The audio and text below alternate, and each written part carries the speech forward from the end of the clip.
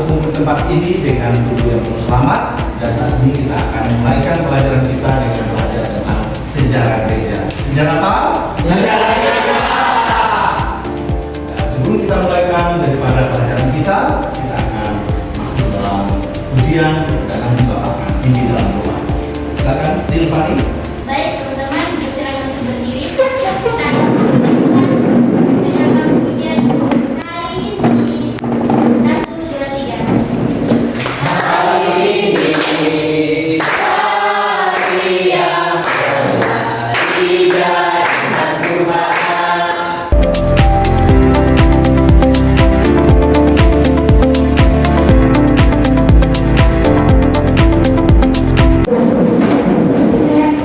Ya, sebelum itu kita akan berdoa dulu ya. Mari kita berdoa. Bapak Surgawi, Bapak yang punya tujuan.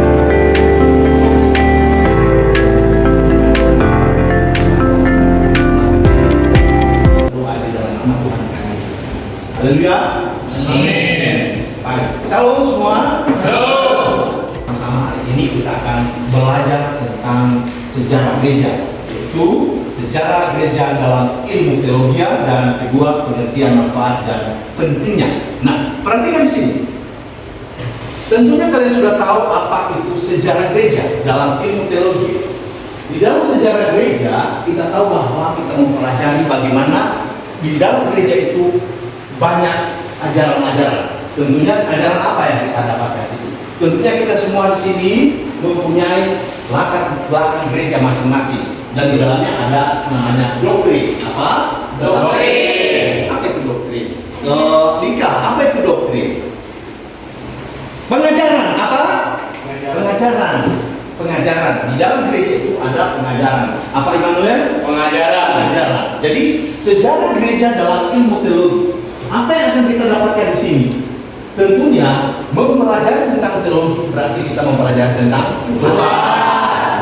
Tentunya apa pengertian manfaat dan pentingnya kita mempelajari sejarah gereja atau teologi. Artinya di sini bahwa ini sangat penting karena setiap kita anak-anak yang belajar di sini akan mengerti bagaimana pentingnya manfaat daripada ilmu teologi. Ya, ilmu teologi itu mempelajari tentang siapa? Tuhan. Apa ini pengertiannya? Ilmu tentang teologi. Silakan Silvani. Baik, menurut saya pengertian dari ilmu teologi itu teologi itu dibagi menjadi dua. Teologi itu Tuhan dan logi itu ilmu. Jadi pengertian dari teologi itu ilmu yang mempelajari tentang Tuhan dan manfaatnya itu kita lebih leluasa mengenal Tuhan. Bagus. Berikan aplaus buat. Itulah yang katakan tadi pengertian manfaat dan bagaimana pentingnya kita mempelajari tentang teologi itu. Nah, kita lanjut lagi. Sekarang kita akan melihat bagaimana sejarah gereja dalam ilmu teologi. Coba, ya teman, coba baca dulu apa itu definisi daripada sejarah gereja.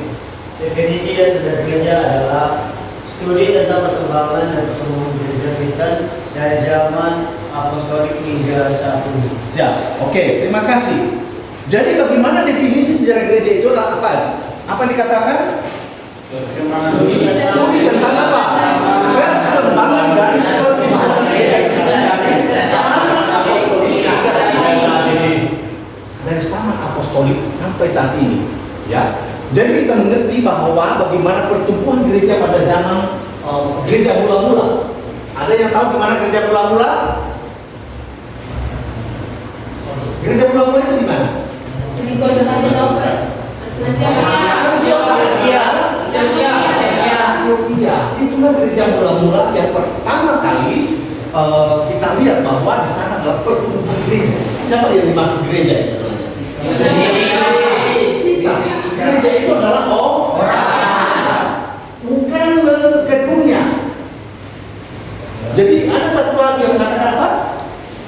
Gereja bukanlah gedungnya dan bukan pula penyangannya.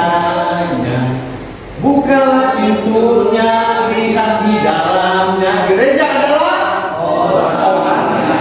Nah, itu gereja itu adalah orangnya, ya. Gereja adalah orangnya. Nah, kalau itulah adalah definisi sejarah gereja. Yang kedua, pentingnya. Coba baca. Lisra. Baca yang kuat ya. Bagaimana pentingnya sejarah gereja?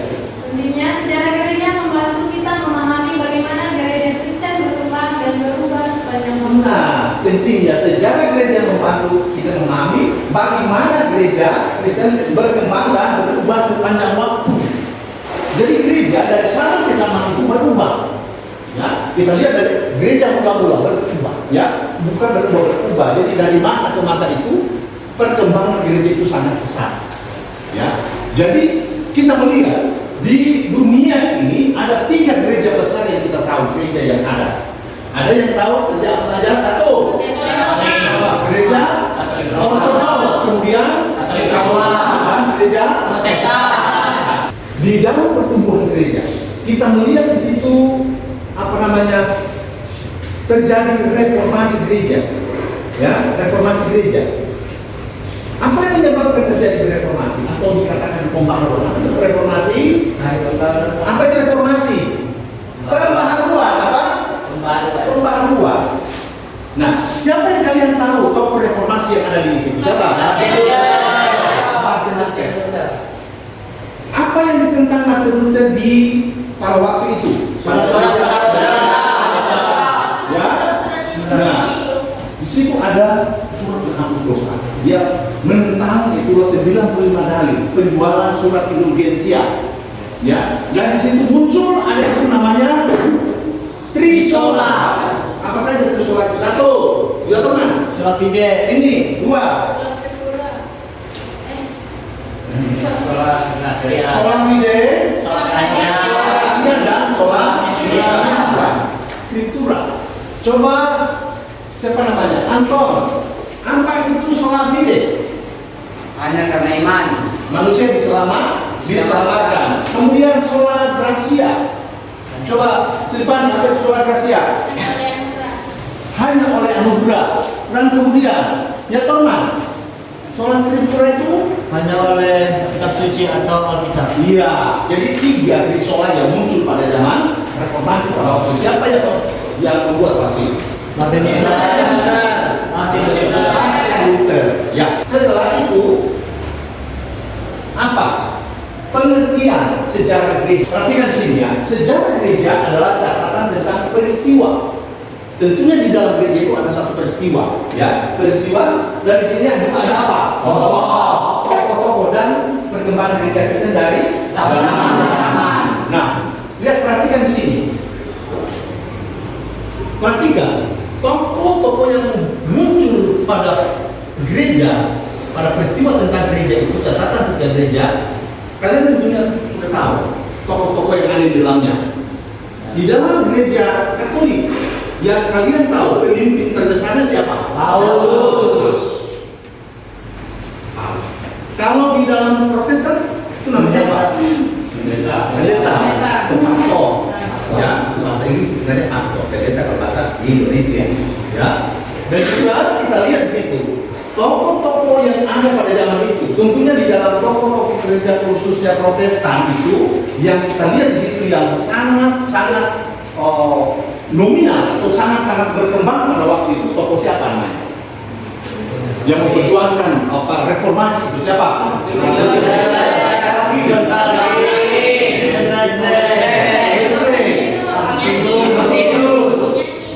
Benyanyi berapa itu? Athanasius itu adalah tokoh reformasi, tokoh-tokoh Kristen khususnya di gereja Protestan. Ya, itu perkembangan gereja Kristen dari zaman ke zaman itu sangat-sangat besar. Ya, kita semua berdoa supaya gereja kita ini, gereja-gereja yang ada di dunia itu semakin hari semakin berkembang. Contohnya sekarang gereja yang ada di barat, gereja ada di barat. Sekarang ini gereja-gereja di barat itu sudah mulai berkembang, sudah mulai bertumbuh lagi. Karena apa? Ajaran-ajaran agama Islam itu sudah mulai muncul. Gereja-gereja yang dulunya kosong dibeli jadi masjid. Ya, tapi sekarang ini gereja yang ada di khususnya di bagian Eropa itu sudah mulai berkembang. Perhatikan manfaat ilmu sejarah gereja, memahami itulah perkembangan doktrin. Apa tadi doktrin? Pelajaran. Ajaran. Ya. Bagaimana kita boleh melihat memahami perkembangan ajaran-ajaran dari setiap waktu. Kita melihat bahwa sejarah gereja membantu kita memahami bagaimana doktrin Kristen berkembang. Nah, perhatikan, di situ adalah bagaimana kita pelajaran yang kita ambil di sini memberikan kita pelajaran tentang bagaimana gereja Kristen menghadapi tantangan kesulitan sepanjang waktu.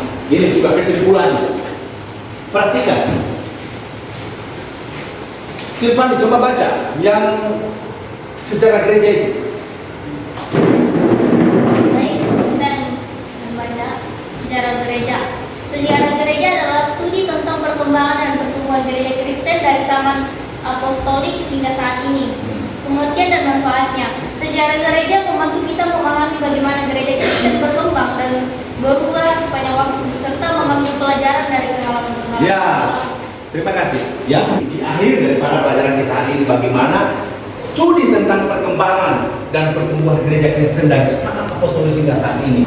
Bagaimana perkembangan pertumbuhan gereja Kristen pada saat ini. Agak kuat bicaranya ya, biar dengar. Sudah lebih baik perkembangannya sampai sekarang. Sudah makin baik perkembangannya. Kalau menurut kamu? Perkembangan gereja saat ini gereja sekarang itu lebih kayak terpecah-pecah karena perbedaan pendapat gitu. Setiap ada perbedaan pendapat di suatu gereja itu pasti bakal ada yang terpecah. Pecahan gereja ada. Karena adanya apa? Ajaran atau doktrin, ya? Yang berlawanan. Ya. Immanuel, coba menurut kamu apa tantangan perkembangan gereja pada zaman sekarang ini? Ayo. Menurut saya tantangan dari satu gereja itu tadi yang sudah dikatakan oleh Bapak tentang penolakan pembangunan gereja, terus penolakan ibadah, gitu. Itu adalah tantangannya ya. Oke, makasih. Lanjut, Lisran coba apa tantangan gereja pada zaman sekarang ini? Kalau kau lihat secara kacamata iman. Menurut saya tantangannya itu adalah ajarannya. Mungkin banyak sekarang ajaran orang Kristen yang berbeda dari gereja yang satu berpindah ke gereja yang satu. Jadi mungkin pemikiran orang itu jadi kayak berbeda. Jadi itu suatu tantangan. Nah, bagus. Ya. Apa pengertian dan manfaatnya tadi?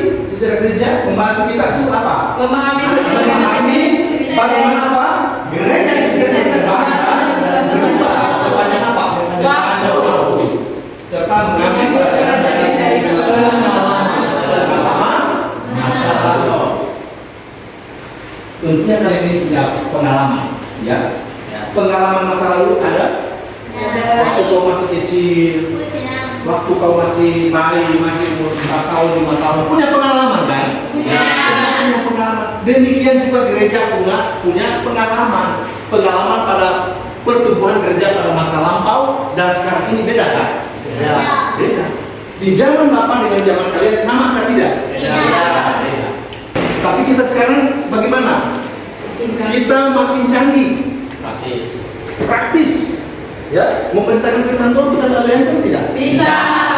Contoh, kalau misalnya orang tuamu sakit di kampung, kau bisa berdoa tidak? Bisa. Apakah lewat telepon bisa mempertobatkan orang?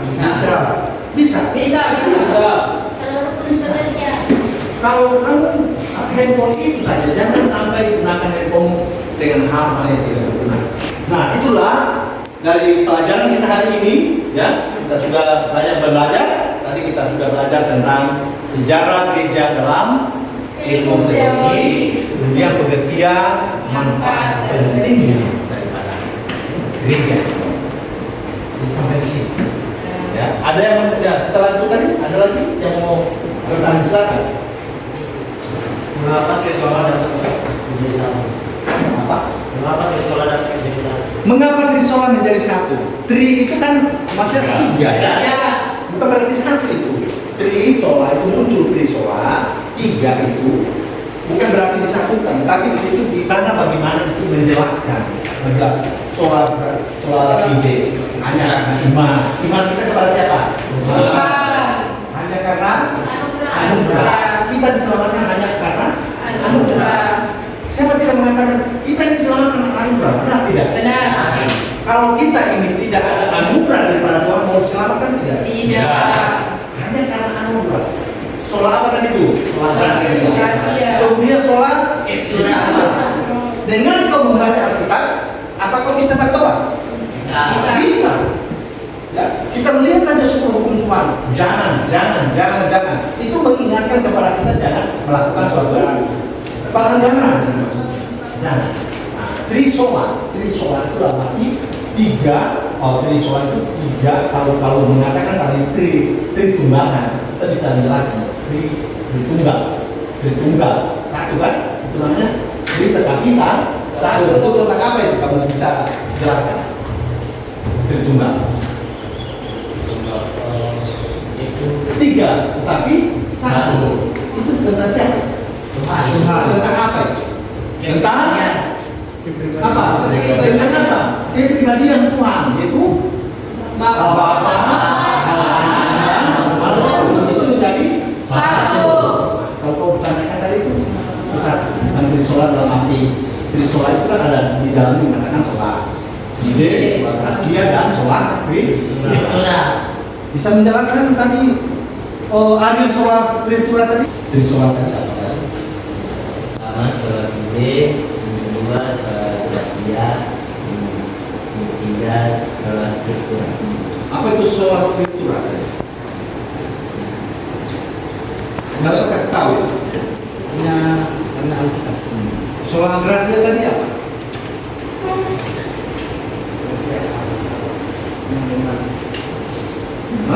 Sola gracia anugerah, hanya karena anugerah. Sola fide Hanya karena iman. hanya karena. Jadi jangan putar-putar ya, jangan putar-putar ya. Jadi minta tolong supaya kalian bisa mempelajari ini dengan baik ya. Supaya nanti ketika dapatkan apa pelajaran lain juga mungkin nanti di pelajaran sejarah gereja ini sangat penting bagi kalian untuk nanti kedepannya ya. Jadi itu saja dulu ya. Terima kasih, Tuhan Yesus memberkati.